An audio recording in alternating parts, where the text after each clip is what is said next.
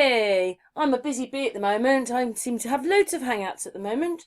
And my next friend is Preston, who we started talking on the phone and then he started talking about things I found interesting. So hello, Preston. Hey, Karen. Hey. Yeah, Preston's in a relaxed mood and I'm babbling on. But yeah, you put a question to me. Do you think that narcissists you could make it positive? And I said no. Yeah, I mean, it's something I looked up all the characteristics of narcissism one day, and my wife, at the beginning of our relationship, would constantly call me a narcissist. And I wonder if there's a bit of it that could be healthy. Like, because a lot of the times that she would accuse me of being a narcissist and stuff like that, I felt like they weren't bad qualities that she was pointing out. I can't exactly put my finger on what it was back then or so You long mean ago. you didn't realise that those are the things you were saying to what she was hearing? You know, she Yeah, was maybe here. we were Yeah. perceiving it two different ways. What she considered narcissism, and then maybe what I was considering more of like self-confidence, or yeah, we were viewing it two different ways. We weren't. But then you said that actually your wife, her feminine ways have really helped.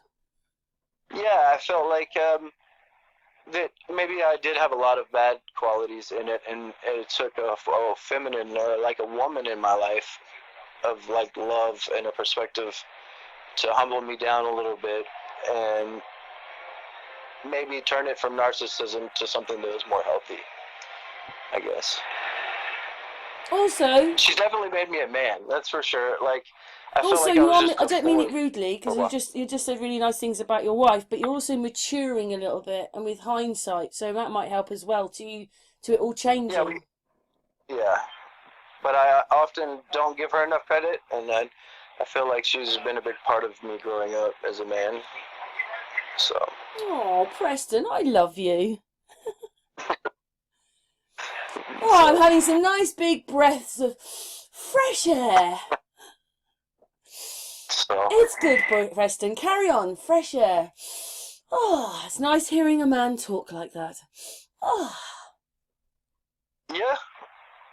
I it was something I wasn't good at first. It was always me, me, me, me, I. Every conversation or sentence started with I and me, and I was always talking about myself, but not so much anymore.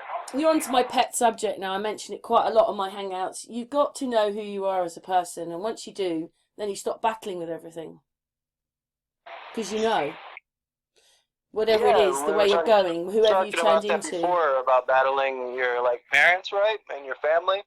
At first, you want to fight and argue, like it's a battle over like who's smarter, and then like you're taking jabs at each other. But now, at the maturation of your knowledge, you're comfortable knowing, so there's no argument there anymore inside of you. So you don't have to fight with them. Now I'm comfortable being around my family. At first, we truly alienate ourselves when we wake up to knowledge. I think we do it ourselves. It's not our family doing it to us. We want to fight with them with about the knowledge instead of us just being content.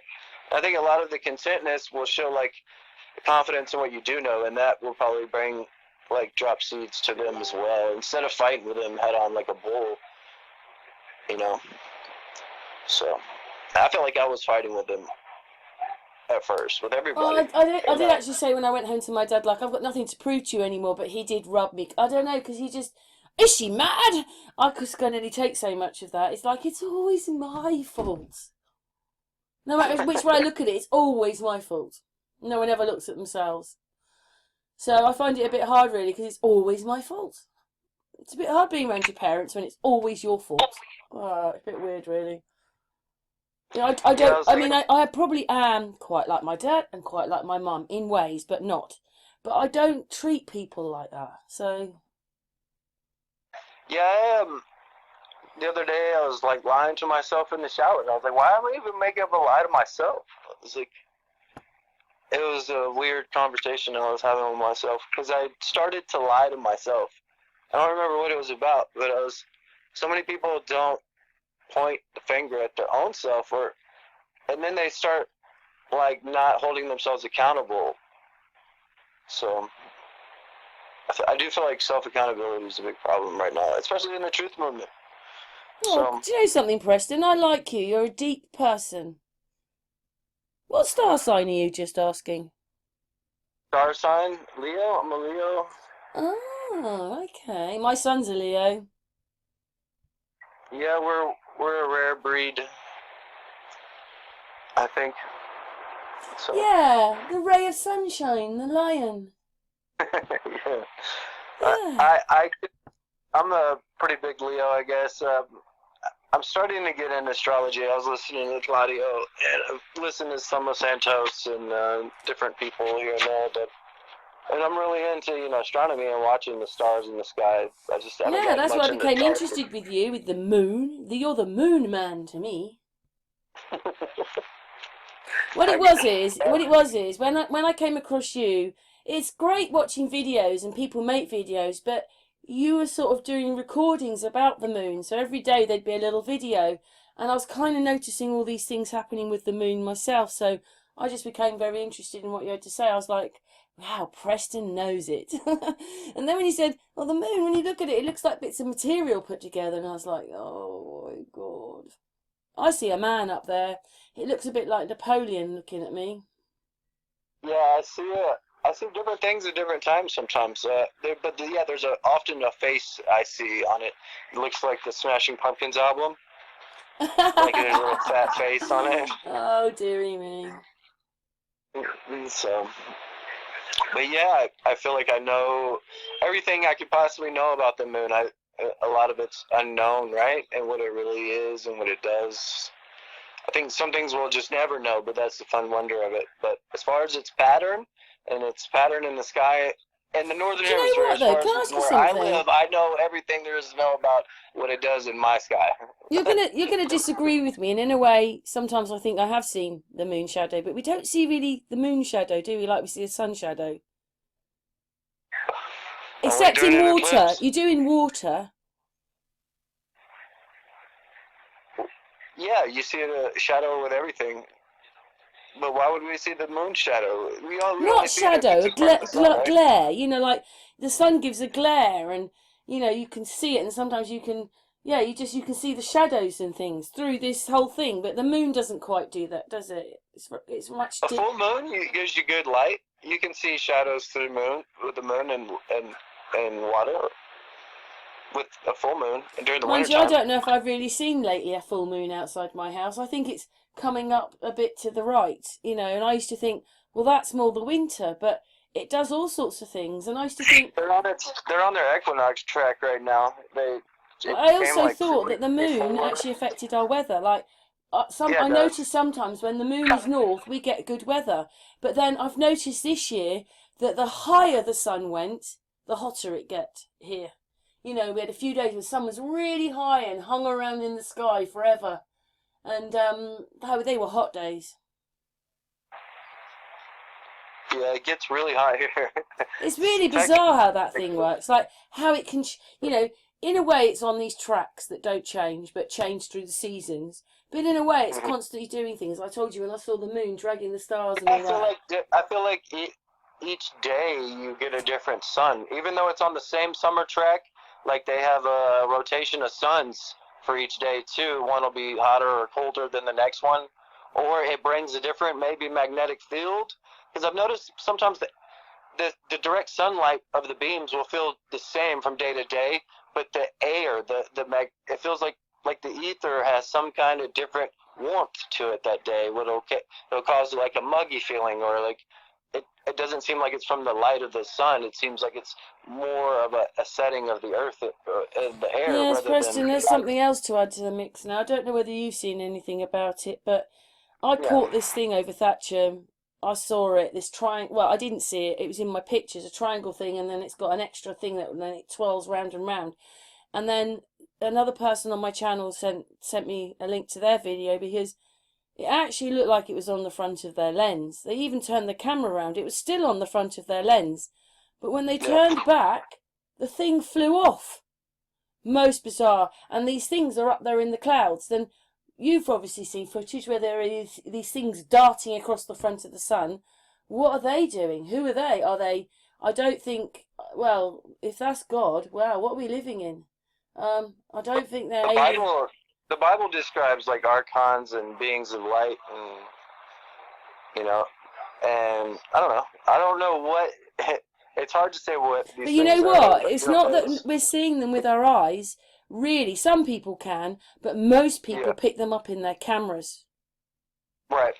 I've seen them around the moon. I've seen them around the sun, and people put on solar filters, and they're like little bitty bugs flying around. That's what they look like, and you're thinking, well, if the sun isn't that far away, a few miles, and they can't actually be that big, you're only picking them up because you've zoomed in and zoomed in. Well, that's the thing. Like, I think the sun is a personal projection, and there's a source. There's a source, and then we each see our own like super local. Like, each person has a very limited circle of sight, and this little bitty circle comes to and away from you, and it stays in your little area all day long.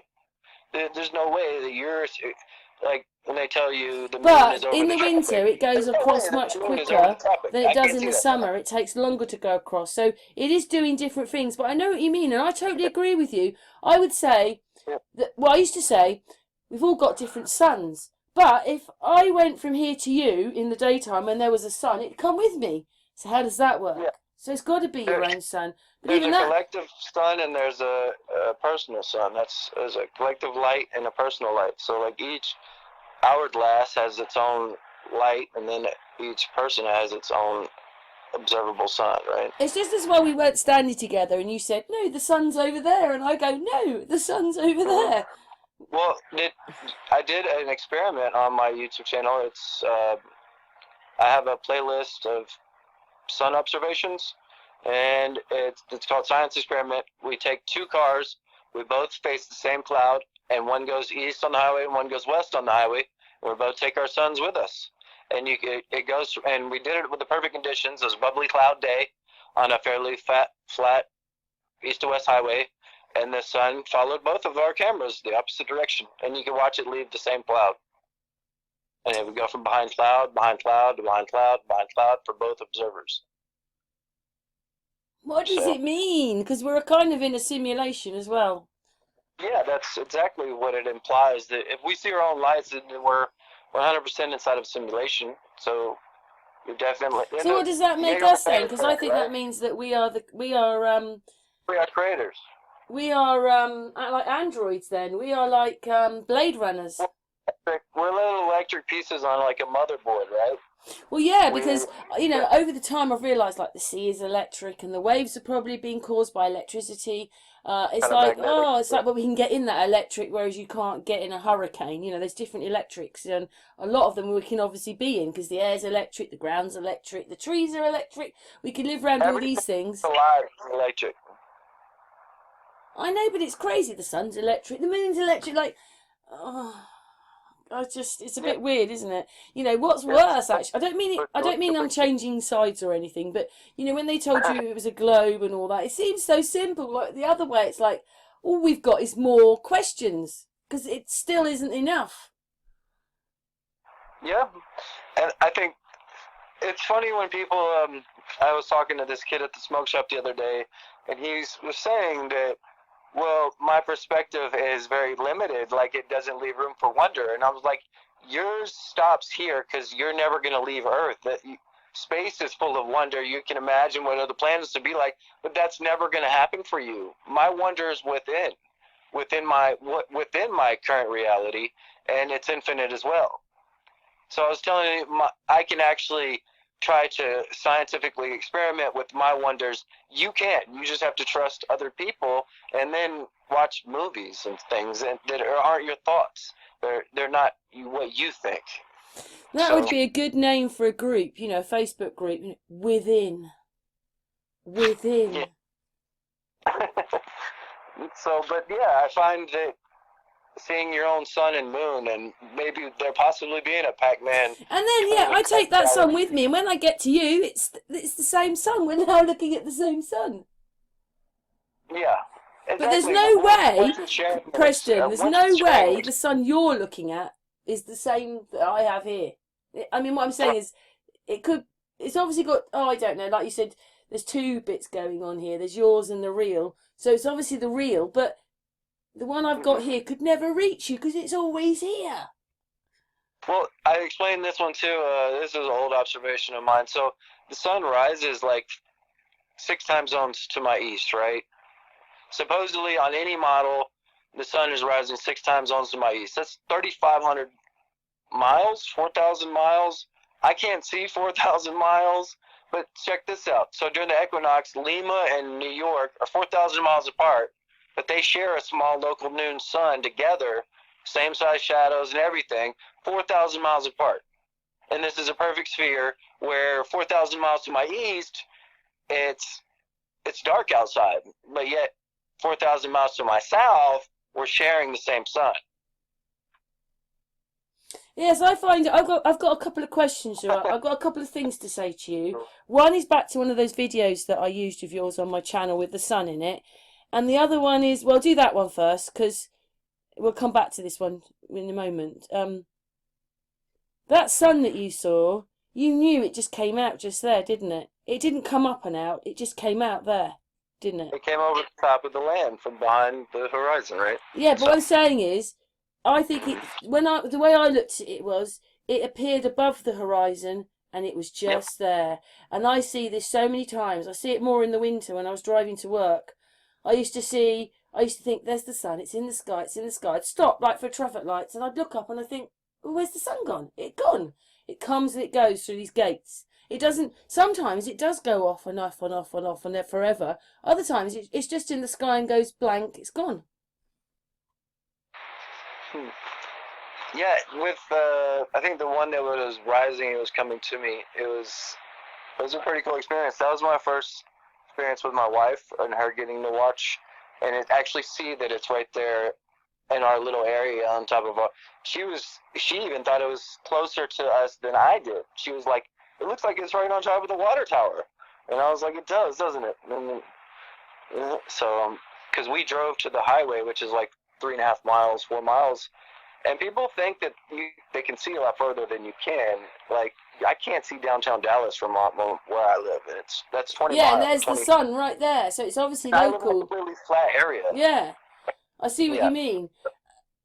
But you know what? So, I was actually thinking, if you know that it's in another dimension, say the 10th dimension, then maybe it could be there and here and there and here at the same time. That's the dimensional thing. It's there, but it's here. Like the moon is. I don't know. I just don't know. That's the only way I could explain it.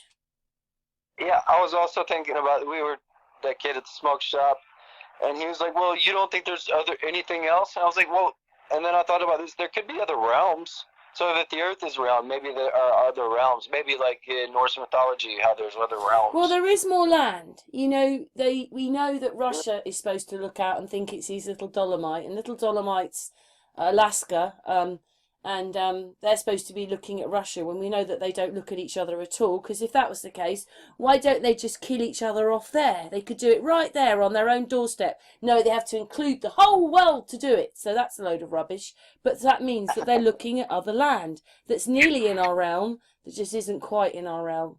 So I was actually wondering, well, if that's the case then, how the sun works is, it obviously, like you said, there's a new sun every day and a new moon, because they clock round, because there's other lands to go to, so they clock round.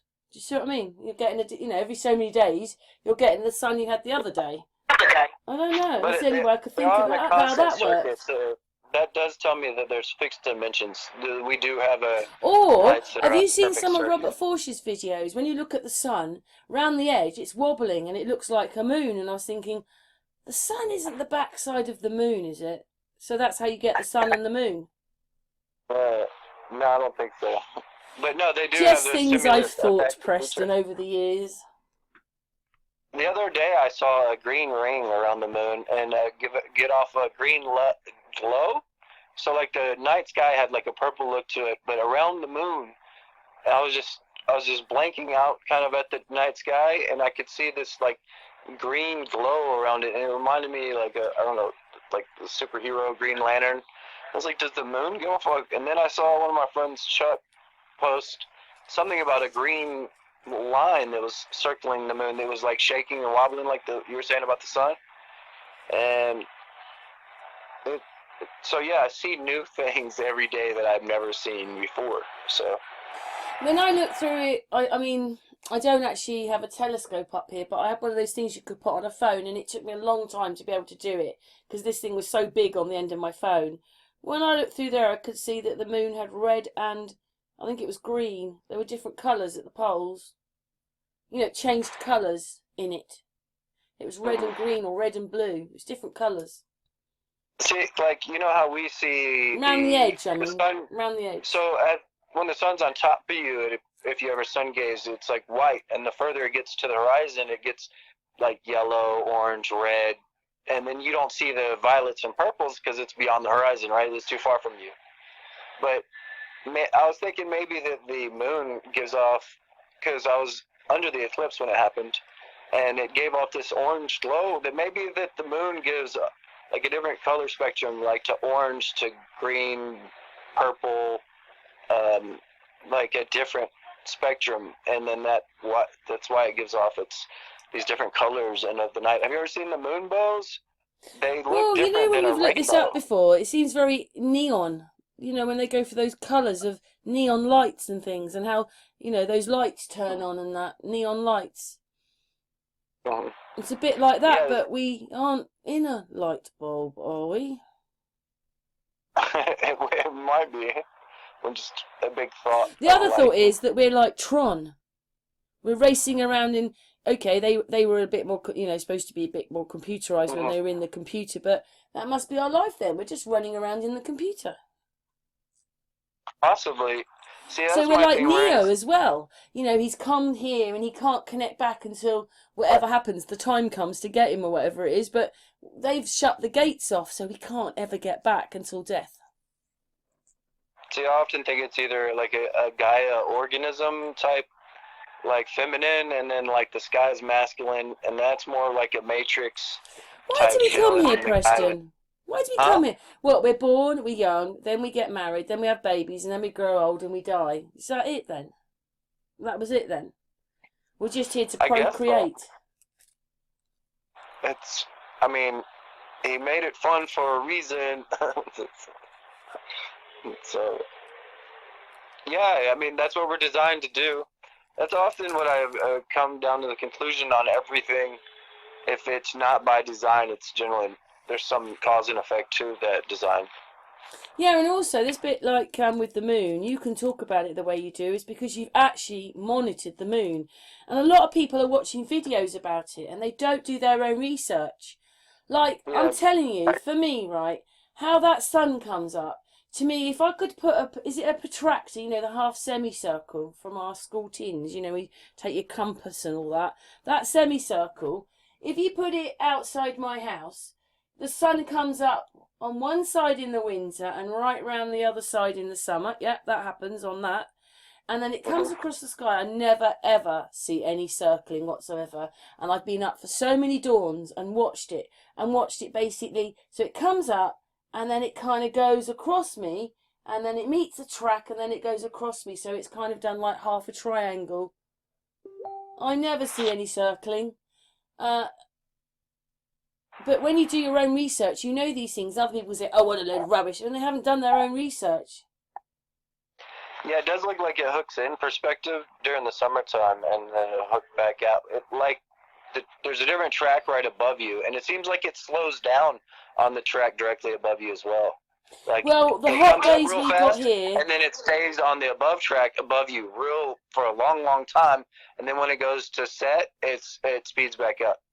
When it was really hot here, I noticed that the sun, so say it was 5 o'clock in the afternoon, but it was roasting, the sun was in like a sort of 1, 2 o'clock position and it just stayed there until the evening and then it just went whoosh. What I mean is the exit was really quick. And then some days the exit takes a long time. And other days, whoosh. But then it might have been hot. And you know, you only know these things because you watch it. hmm Yeah, I do think different days. I know, like we have different holidays because of the link. They're like pagan holidays. Like Halloween is the longest Christian evening of the noticed year. today it got dark Like here really Valentine's early Day is the today. longest night of the year. Sorry, I talked So over yeah, you. But I was just saying, so Christian different. noticed it got really dark really quickly today. And I was thinking, maybe a bit, maybe if it was a little bit quicker today. Like, it should, like, by, because I've been out a few times in the evenings, and I thought, oh, yeah, it is darker today suddenly. That's a bit weird, really. Well, yeah. Well, that's the thing is, I've noticed that one of my main talking points I've been finding lately is there's a big difference between the light that the sun's providing and the firmament light. What I've also noticed is the firmament light has the dawn, dusk, daytime. Notice that this color of the blue sky will be sometimes gray, and then sometimes it'll be deep blue with white ring around it, like a halo above me. And then sometimes at night I'll have a black sky at night, and then sometimes it'll be purple, sometimes it'll be a deep blue sky at night.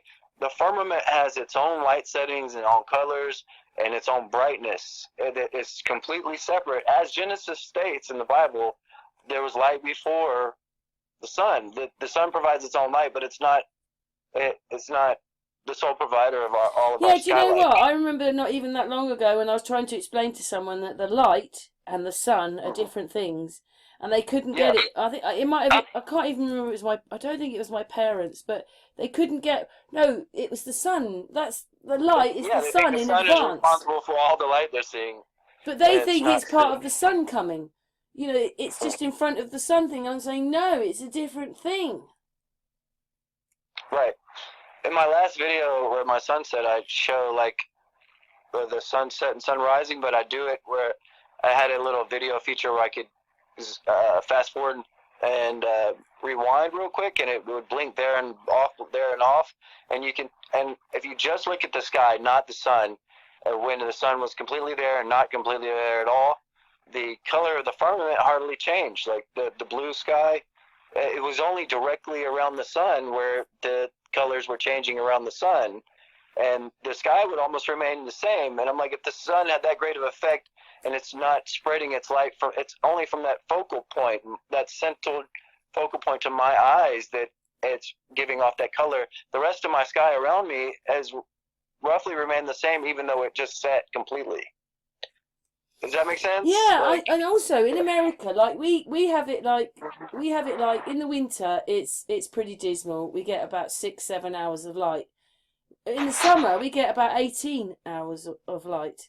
It's the total difference, and it's sort of like like in Australia, a lot of people say when it starts to get dark, it's light, woof, it's dark.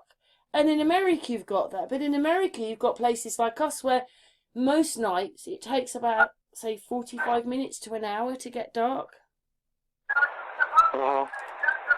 Yeah. And there are places in America like that, and there are places in America more like Australia. So, yeah, what are we living on? Where are we and what are we living on? That's what I want to know. I've wanted to know it for about 6 years. I think maybe the places that have a quick sunrise and set, maybe they're at a lower elevation, and maybe I don't know, maybe the angle allows it to set quicker or faster, something like that. So. Yeah, it's all a bit crazy, that, isn't it? Mm-hmm. This place we live in is crazy. Yeah, so the wonder never stops within the flat earth. Even you always think of different things, and more knowledge brings more questions, for sure. So. Yeah, the way I put it is that we've got this 1,000-piece jigsaw puzzle. And instead of ever being able to put any of the bits together, or we've got little bits together, we get another 10 pieces of jigsaw puzzle. Oh, the puzzle's bigger, is it? And we still probably don't know everything and know it all. We don't. There's more. But we all know enough. Well, we know enough now that things are so wrong. And even though it's not NASA, I don't want NASA, but we need something like that to help now.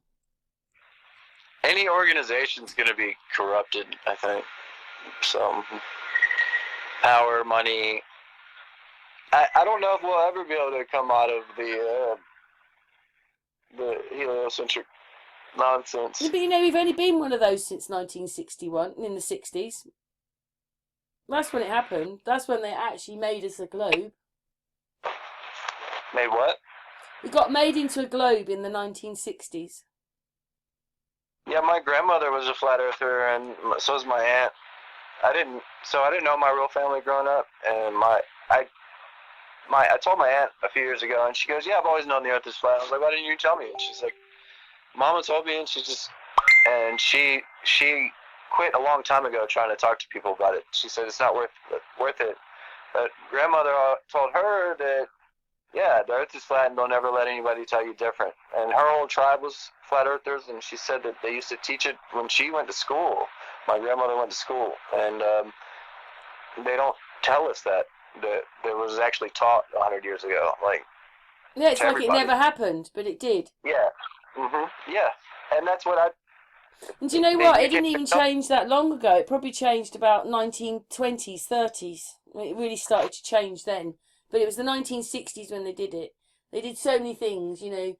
They even put the time, you know, like the light saving thing went in then as well. And then you learn the only reason they do that is so that people spend more money.